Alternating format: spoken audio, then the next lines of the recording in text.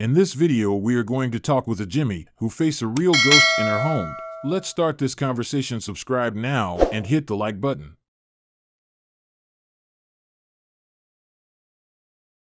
The night was dark and the moon was hidden behind the clouds. The only light on the deserted road was the headlights of my car as I drove home from a late-night shift at work. I was tired and exhausted, but I couldn't wait to get home and rest. As I drove down the road, I saw something that caught my attention. It was a beautiful rose bush on the side of the road. It was so stunning that I couldn't resist getting out of my car to take a closer look.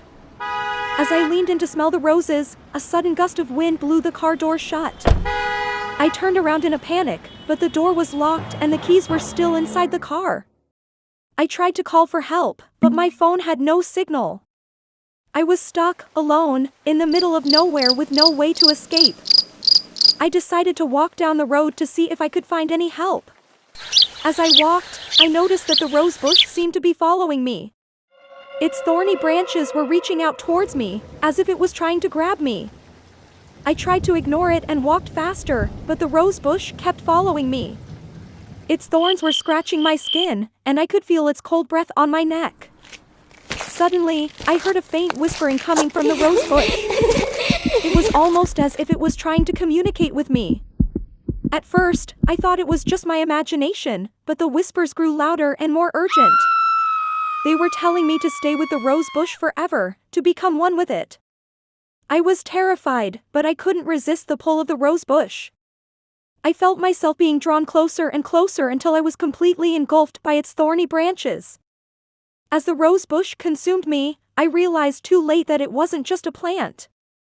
It was a living, breathing entity that fed on the life force of those who came too close. I woke up in a dark room, my body covered in scratches and bruises.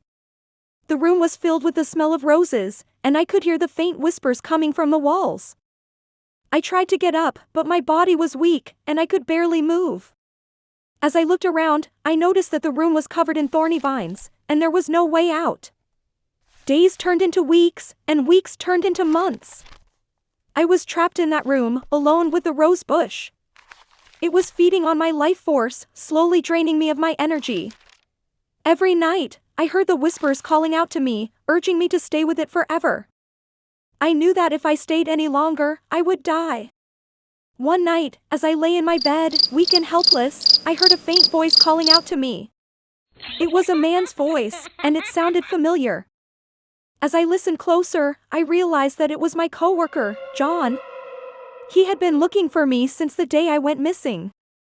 He had tracked me down to this room, and he was trying to break through the thorny vines to rescue me. I could hear him calling out to me, telling me to hold on. With all the strength I had left, I called out to him. He heard me and started hacking away at the vines with an axe. Finally, after what seemed like an eternity, he broke through the vines and rescued me. I was weak and barely conscious, but he managed to carry me out of that room. As we walked down the road towards his car, I looked back at the rose bush. It was still there, watching us with its cold eyes. I knew that it would never stop feeding on the life force of those who came too close.